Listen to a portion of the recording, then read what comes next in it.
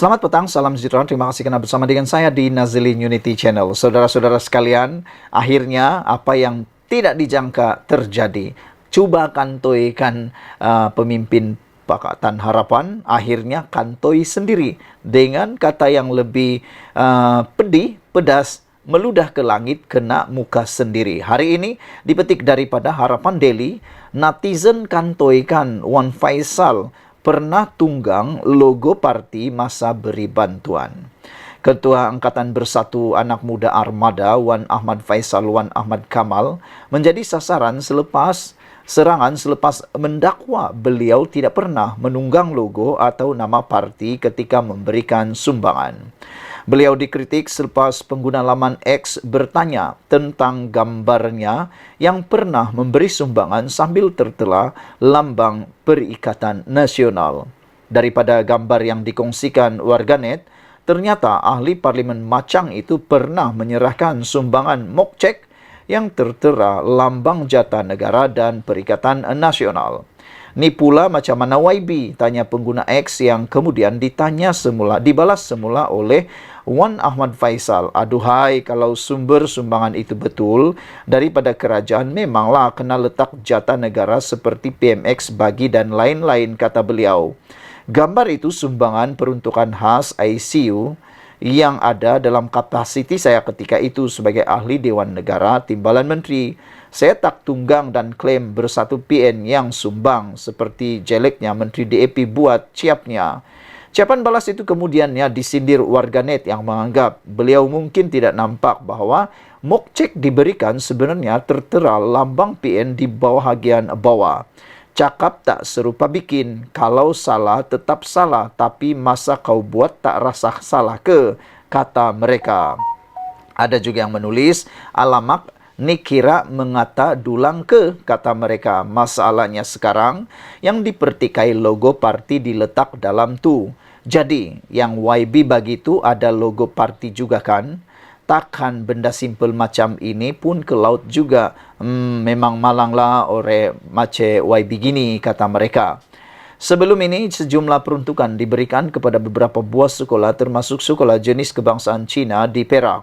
Bagaimanapun, satu keping gambar mokcek yang mempunyai logo parti DAP mengundang pertikaian terutama daripada pembangkang yang mendakwa parti itu mempolitikkan sumbangan dana kerajaan demi mileage parti sendiri. Tidak ketinggalan, pemuda UMNO turut menuntut penjelasan dari Naib Pengerusi DAP, Eng Koh Ming. Ahli Parlimen Teluk Intan itu kemudian dalam sidang medianya semalam menjelaskan logo DAP pada mokcek sumbangan kepada beberapa buah sekolah tidak sepatutnya dijadikan isu. Menteri Pembangunan Kerajaan Tempatan KPKT itu berkata, sebaliknya, perkara yang penting adalah sekolah-sekolah terbabit memperoleh manfaat daripada sumbangan yang diberi. Saudara-saudara sekalian, itulah dia perkara yang mana sebenarnya turut menjadi persoalan besar kepada netizen. Awas, ini amaran memang luar biasa. Berhati-hati ketika membuat apa-apa. Kenyataan, kerana sekarang ini netizen sudah cukup pintar. Dalam masa beberapa saat, mereka akan mengorek, menggali, melombong dan sebagainya, sehingga mereka jumpa perkara-perkara yang tak disangka. Seperti yang berlaku kali ini. Netizen kantoikan Wan Faisal pernah tunggang logo parti masa beri bantuan. Sekian dulu untuk kali ini. Jangan lupa tinggalkan komen Anda, tekan butang subscribe. Kita jumpa lagi. Bye-bye. Selamat malam, salam sejahtera. Terima kasih karena bersama dengan saya di Nazilin Unity Channel. Ini satu berita buruk untuk Sanusi dan Perikatan Nasional.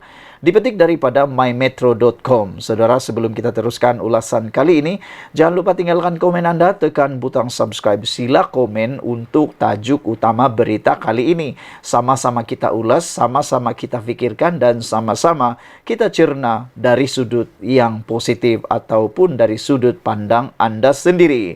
Hari ini dinyatakan oleh Nur Jazlan bahawa di Johor, cakap Sanusi tak laku. Kalau sebelum ini, Sanusi amat popular di Kedah.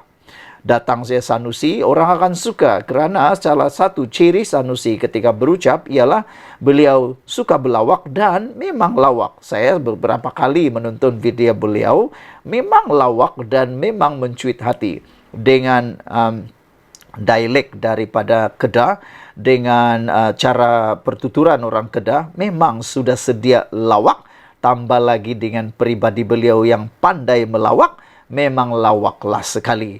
Begitu juga di Selangor. Sanusi sudah pergi ke Selangor dan disitulah insiden di mana Sanusi telah pun didakwa dengan satu pertuduhan akta hasutan kerana didakwa menghina Sultan Selangor. Sehingga Dewan Diraja Selangor membuat laporan polis dan mereka mengharap keputusan dan siasatan segera dapat dilakukan kepada Sanusi dan akhirnya dia didakwa di mahkamah. Dan di situ jugalah bermula apabila Sanusi juga didakwa mempertikaikan titah ke bawah Duli Yang Maha Mulia di Pertuan Agong. Dan dua isu itu menjadi kes yang paling besar dihadapi oleh Sanusi selain rentetan saman beliau. Dan ini apa yang dikatakan oleh Nur Jazlan. Kerana kita tahu tidak lama lagi akan ada pilihan raya di Johor. Dan menurut Nur Jazlan, di Johor cakap Sanusi tak laku. Adakah anda setuju dengan kata-kata Nur Jazlan ini? Terpulang pada anda. Kerana salah satu ciri Johor ialah Johor lebih urbanisasi. Mereka lebih tak dapat dinafikan Johor lebih maju urban berbanding dengan Kedah. Kedah memang maju tetapi ada bezanya dengan orang Johor. Dan selain daripada itu, Johor juga memiliki penduduk yang berbeza dari segi geografinya dan geososialnya. Jadi, mungkinkah ini benar pada pendapat anda? Dakwaan gelombang Perikatan Nasional PN bakal melanda negeri ini, iaitu Johor, susulan pilihan raya kecil Parlimen Pulai dan Dewan Undangan Negeri Simpang Jeram, bagai bermimpi di siang hari. Ahli Majlis Kerja Tertinggi UMNO, MKT UMNO Datuk Nur Jazlan Mohammed berkata, PN yang membabitkan Bersatu PAS dan Gerakan Tiada Kekuatan di negeri ini.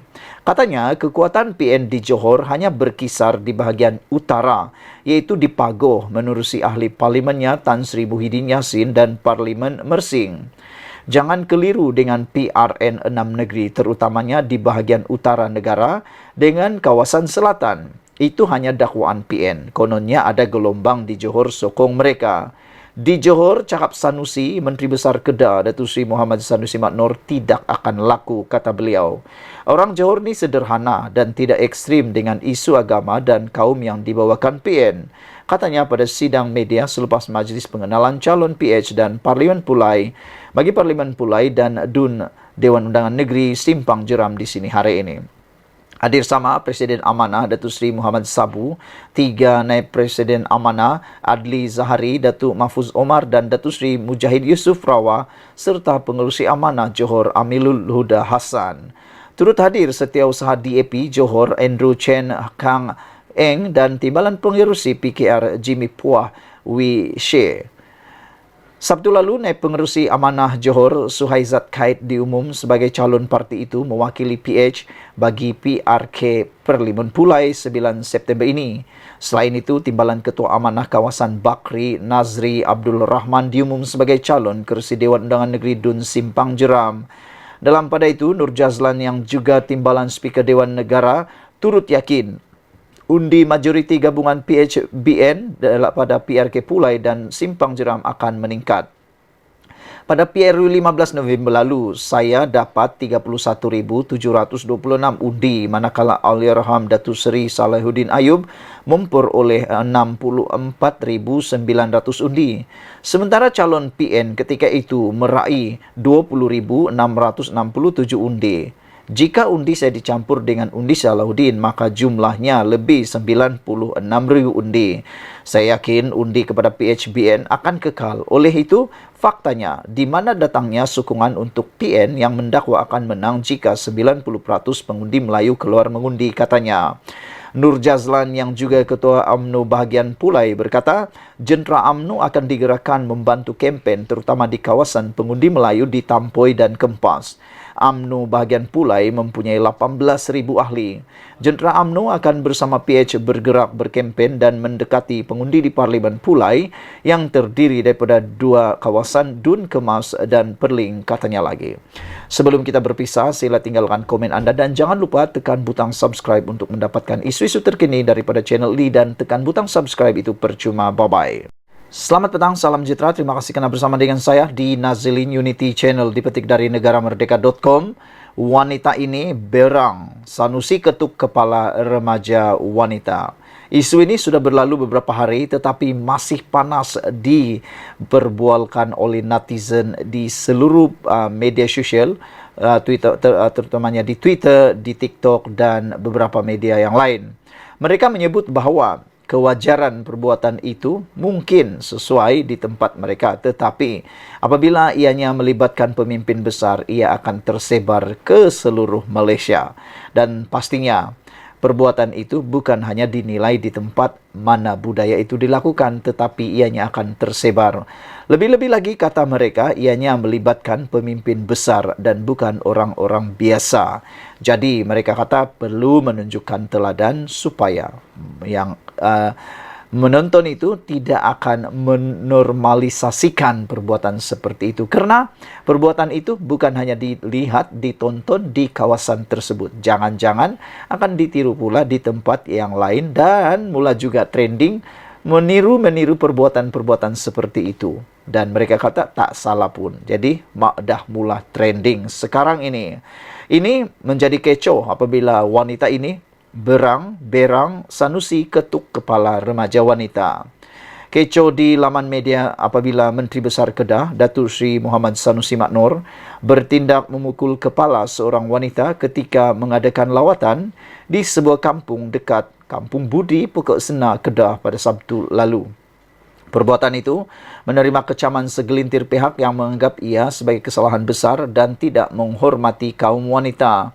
Perkara itu turut diluahkan oleh Timbalan Presiden Parti Ikatan Demokratik Malaysia Muda, Amira Aisyah Abdul Aziz, di laman Twitter peribadinya. Jelasnya, Muhammad Sanusi perlu menjaga adab apabila ingin bergurau dengan rakyat dan tidak menormalisasikan semua perkara sebagai jenaka. Jagalah kehormatan orang ramai, nak bergurau jaga adab. Lebih-lebih lagi pemimpin berpangkat besar macam Menteri Besar, kata beliau. Pemimpin besar buat, pengikut akan ikut sekali. Jangan normalisasikan semua benda sebagai jenaka. Tunjukkan sedikit rasa hormat, katanya menerusi ucapan di Twitter pada Isnin. Terdahulu, memetik laporan Malaysia Kini, Sanusi berkata tindakannya itu hanyalah untuk menegur wanita tersebut yang juga seorang pelajar kerana lambat memohon bantuan. Lepuk dengan sehelai kertas surat saja, bukan dengan kayu. Melawak dengan anak-anak. Lagu tu begitulah cara kami kat kampung ini, melawak, kata beliau. Anak tu nak masuk Politeknik Kelmarin dulu baru-baru ini. Pada hari itu baru bagi surat minta sumbangan. Kena lepuklah, tapi tetap bagi juga RM650 untuk beli barang dia masuk Politeknik, kata beliau. Teguran Amira Aisyah kepada Sanusi dianggap lebih sopan berbanding kritikan yang dibuatnya sebelum ini kepada Perdana Menteri Datuk Seri Anwar Ibrahim.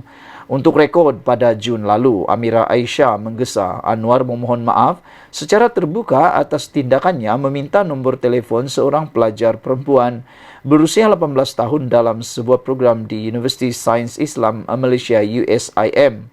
Memuat naik ciapan panjang di Twitter berhubung situasi tersebut, Amira Aisyah melihat situasi terbabit bukan satu bentuk jenaka, sebaliknya menyifatkan Anwar Ibrahim tidak menghormati kaum wanita. Namun, segelintir warganet mula melihat komen tersebut bersifat tidak adil dan berat sebelah jika dibandingkan dengan teguran terhadap Perdana Menteri ke-10 sebelum ini. Bukan main tertib ya, Perdana Menteri ke-10 bergurau satu dewan saksi dan faham situasi berjenaka. Kau bukan main siap buat video macam nak runtuh langit, marah Anwar Ibrahim. Dah jelas ketuk kepala wanita itu pun dikira menjatuhkan maruah. Kau tak rasa munafik ke perangai macam ni, kata Kamal Rizwan. Amboi, pendek kenyataan kali ini. Hari itu bukan main panjang, hujah komen Anwar sampai tak cukup kertas, ujar Ating. Lemah lembutnya dia komen, takut kena ketuk juga ke. Perdana Menteri ke-10 minta nombor telefon pelajar sebelum ini, nak runtuh langit awak marah, jelas Datuk Daus. Cepatlah suruh buat permohonan maaf terbuka, panggil semua media buat pengumuman. Kalau Anwar kau marah bukan main, tambah Sarafia. Teguran itu dibuat oleh Amir Aisyah selepas seorang pelajar perempuan bertanyakan seorang mengenai bagaimana generasi muda boleh membantu Malaysia menjadi negara kelas pertama serta rancangan kerajaan untuk memulihkan semula nilai ringgit. Menelusi klip video yang disiarkan Esro Awani itu, Anwar dilihat memuji kepetahannya bersuara dan membangkitkan soalan dengan baik. Kalau saya muda, saya dah minta nombor telefon dah, katanya secara berseloroh. Sekian dulu untuk kali ini. Jangan lupa tinggalkan komen anda, tekan butang subscribe. Kita jumpa lagi. Bye-bye. Selamat petang, salam sejahtera. Terima kasih karena bersama dengan saya di Nazilin Unity Channel. Isu yang paling hangat di media sosial berkaitan politik dan isu semasa hari ini ialah apabila dilaporkan kononnya akaun peribadi Hamzah Zainuddin bersama dengan keluarga beliau telah dibekukan berkaitan dengan beberapa isu. Sebelum kita teruskan ulasan dan pembongkaran pada petang ini, jangan lupa tekan butang subscribe. Kena tekan butang subscribe itu percuma dan share video ini. Saudara-saudara sekalian, hari ini tular di media sosial menulis LHDN Base sambut kabar akaun Bank Hamzah keluarga dibeku. Saudara-saudara sekalian, komentar sinis LHDN Base beserta tanda pagar menyebut kabar pembekuan akaun Bank Setiausaha Agung Bersatu Datuk Seri Hamzah Zainuddin oleh LHDN, Lembaga Hasil Dalam Negeri Malaysia kini yang memetik sumber melaporkan akaun Ketua Pembangkang di Dewan Rakyat itu beserta ahli keluarganya itu dibekukan bermula semalam. Sehingga mula timbul dalam desas-desus ramai bertanya, adakah dengan ini Hamzah Zainuddin akan diminta untuk letak jawatan? Adakah Hamzah Zainuddin akan digantikan menjadi daripada menjadi Ketua Pembangkang di Dewan Rakyat? Itu persoalan yang ditimbulkan oleh netizen kerana mereka kata kalau selama ini walaupun pun suka selalu marah orang letak jawatan, mereka kata bagaimana pula kalau mereka pemimpin-pemimpin itu pula di arah letak jawatan, kata mereka lagi. Saudara-saudara sekalian, pembekuan itu dipercayai berkaitan siasatan berterusan SPRM terhadap ahli Parlimen Larut berkenan. Sebelum ini, rumah Hamzah Zainuddin dikatakan telah diserbu pegawai LHDN di Damansara, Kuala Lumpur pada Jun lalu. Dilaporkan serbuan kira-kira 11 pagi pada 14 Jun itu dilakukan susulan terdapat beberapa cukai yang tidak dilaporkan. Penguat kuasa LHDN juga dilapor turut merampas beberapa fail termasuk dokumen pemilikan aset dan akaun. LHDN Base demi bangsa atau demi negara tercinta. Demikian antara komentar ringkas netizen. Perkataan Base itu dipercayai sindiran kepada slogan Perikatan Nasional PN, iaitu PN Base yang diguna sejak pilihan raya umum ke-15 November tahun lalu. PN Base menerusi tawarannya ketika itu bertemakan prihatin bersih stabil dengan hala 7 Malaysia gemilang. Dalam masa yang sama ada juga menyindir minyak masak Base yang dilihat berkaitan kes anak Hamzah yang dihadapkan ke Mahkamah Session Seremban pada 4 April lalu.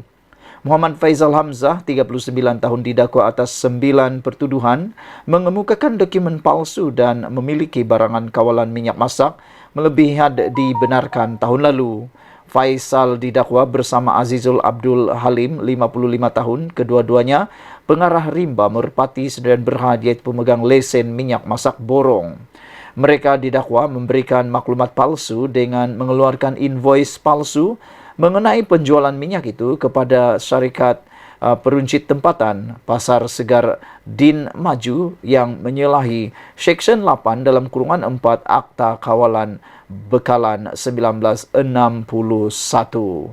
Saudara-saudara sekalian, ini memang mengejutkan semua apabila tular dan menjadi trending di media sosial dengan tanda pagar LHDN Base. Saudara-saudara, kita mengharapkan supaya isu ini dapat disegerakan diselesaikan supaya tidak ada yang mungkin teraniaya ataupun mungkin tidak dibela. Sekian dulu untuk kali ini. Jangan lupa tekan butang subscribe. Kita jumpa lagi. Bye-bye. Selamat petang, salam sejahtera. Terima kasih kerana bersama dengan saya di Nazilin Unity Channel. Saudara-saudara sekalian, ini satu perkara yang mengejutkan kita. Benarkah seorang ahli Dewan Undangan Negeri sah lompat parti? Itu menjadi persoalan kita. Ini semua timbul daripada satu laporan di Malaysia kini bahawa Adun UMNO Melaka hadiri majlis pelancaran jentera PN. Tentunya perkara ini menarik perhatian kerana mana mungkin seorang pemimpin atau adun daripada UMNO mahu menghadiri majlis pelancaran jentera PN kecuali beliau memang nekat untuk menyokong dan sekaligus meninggalkan parti UMNO. Adun UMNO Melaka Muhammad Jailani Khamis dilaporkan hadir pada sebuah majlis berprofil tinggi Perikatan Nasional di Johor malam tadi. Acara itu bagi menandakan bermulanya kempen Perikatan Nasional bagi pilihan raya kecil PRK Simpang Jeram dan Pulai yang berlangsung pada 9 September ini. Kehadiran Jailani malam tadi diumumkan oleh Setiausaha Agung PAS Taqiyuddin Hassan yang memaklumkan ada rakan dari Melaka yang menyertai mereka. Menurut akhbar The Star, Jailani berkata dia hadir pada majlis itu bagi pihak Mufakat Nasional, sebuah NGO yang diterajui oleh bekas Setiausaha Agung BN Anwar Musa. Anwar Musa dipecat daripada UMNO pada 16 Disember tahun lalu kerana dakwa cuba menggugat UMNO. Susulan itu, dia mengasaskan Mufakat Nasional dan membawa masuk PAS bersama. Saya mewakili Anwar di sini kerana Mufakat Nasional berpegang teguh dengan kepercayaan kepada perpaduan ummah. Kebetulan semangat yang sama dikongsikan oleh Perikatan Nasional. Kami percaya perpaduan ini tidak akan mati dan kami tidak bermusuhan dengan mana-mana parti politik, katanya. Jailani berkata kehadirannya pada majlis itu bukan bermakna dia akan meninggalkan UMNO. Bukan, kita cuma mahu perpaduan ini diteruskan. Jika tidak melalui PAS, UMNO dan Bersatu, maka melalui Mufakat Nasional sebagai NGO, kata beliau. Perlu ada ruang untuk Parti Melayu duduk bersama dan bersatu, katanya lagi. Tindakan Jailani itu dijangka akan menimbulkan rasa kurang senang di kalangan pimpinan UMNO yang berikrar akan menyokong usaha kerajaan Pakatan Harapan dalam mempertahankan kedua-dua kerusi tersebut. Jailani dilantik sebagai adun Rembia pada tahun 2018 dan tiket PKR sebelum berpaling tadah pada tahun 2020. Dia menyertai UMNO setahun kemudian. Setelah dipilih semula semasa pilihan raya Dewan Undangan Negeri Melaka 2021 atas tiket BN, dia dilantik sebagai anggota Exco Kerajaan Negeri Ketua Menteri ketika itu Sulaiman Mat Ali. Bagaimanapun apabila Abdul Rauf Yusuf mengambil alih jawatan Ketua Menteri pada tahun ini, Jailani digugurkan. Jailani mempertahankan kerusi Rembia pada 2021 dengan meraih 41.6% undi pada Julai lalu. Dun Melaka meluluskan undang-undang anti lompat parti yang bertujuan mana-mana wakil rakyat daripada beling tada. Saudara-saudara sekalian, ini satu berita yang memang menggemparkan kita apabila seorang ahli Dewan Undangan Negeri daripada UMNO tiba-tiba pula bersama dengan pelancaran jentera Perikatan Nasional. Namun demikian, apa yang mengejutkan kita ialah tiada jalan untuk mereka cuba-cuba lompat parti kerana sekarang ini ada sudah undang-undang anti lompat parti. Sekian dulu untuk kali ini. Jangan lupa tinggalkan komen anda, tekan butang subscribe. Kita jumpa lagi. Bye-bye. Selamat petang, salam sejahtera. Terima kasih kerana bersama dengan saya di Nazilin Unity Channel. Ini satu keputusan daripada Mahkamah LHDN yang amat mengejutkan seluruh rakyat Malaysia. Ianya berkaitan dengan Hamzah Zainuddin. Hari ini disahkan bahawa LHDN telah membekukan akaun bank Hamzah Zainuddin dan keluarga beliau. Lembaga Hasil Dalam Negeri LHDN dilaporkan mengambil tindakan membekukan akaun bank milik seorang pemimpin pembangkang dan ahli keluarganya. Sumber yang tahu berkenan perkara itu mengesahkan kepada Malaysia kini bahawa ahli politik tersebut ialah Setiausaha Agung Bersatu iaitu Hamzah Zainuddin. Sumber itu juga berkata akaunnya dibekukan bermula hari ini. Tindakan berkenan dipercayai ada kaitan dengan siasatan berterusan SPRN terhadap ahli politik berkenan. Malaysia kini telah menghubungi Ketua Pesuruhjaya SPRM Azam Baki untuk mendapatkan maklum balasnya berkenan perkara ini. Sasaran politik terdahulu hari ini The Star memetik sumber yang tidak didedahkan berkata, pembukuan akaun tersebut berlaku pada hari ini namun laporan itu tidak menyatakan nama ahli politik itu secara khusus. LHDN enggan mengulas lanjut mengenai perkara itu dan menjelaskan hanya pihak yang terlibat boleh mengesahkan pembekuan akaun berkenan. Pun begitu, beberapa sumber yang rapat dengan pemimpin terbabit memberitahu The Star, tindakan yang diambil ke atas tokoh politik pembangkang berkenan memang benar. Ya, ia berlaku tetapi ahli politik berkenan tidak terganggu dengan langkah tersebut, kata beliau. Saya pasti dia ada alternatif lain, sebab itu dia tidak bimbang mengenai pembekuan akaun tersebut, kata sumber itu. Sementara itu, Sinar Harian memetik sumber menyatakan ahli politik terbabit ialah Hamzah Zainuddin. Bukan sesuatu yang mengejutkan dan memang Hamzah menjadi sasaran politik, kata sumber tersebut. Pada Jun lalu, Malaysia kini melaporkan pegawai LHDN menyerbu kediaman Hamzah Zainuddin di Kuala Lumpur dan sejumlah fail serta dokumen berkaitan akaun dan pemilik asetnya dikatakan disita. Awal bulan ini, Hamzah yang juga Ketua Pembangkang Parlimen menghantar surat tuntutan kepada kerajaan dan Azam bagi menuduh mereka menyalahgunakan kuasa untuk mendakwanya atas kesalahan yang tidak dilakukan, kata laporan ini. Saudara-saudara sekalian, ini memang mengejutkan kita apabila akaun bank Hamzah Zainuddin dan keluarganya telah pun dibekukan. Ikuti terus ulasan selepas ini.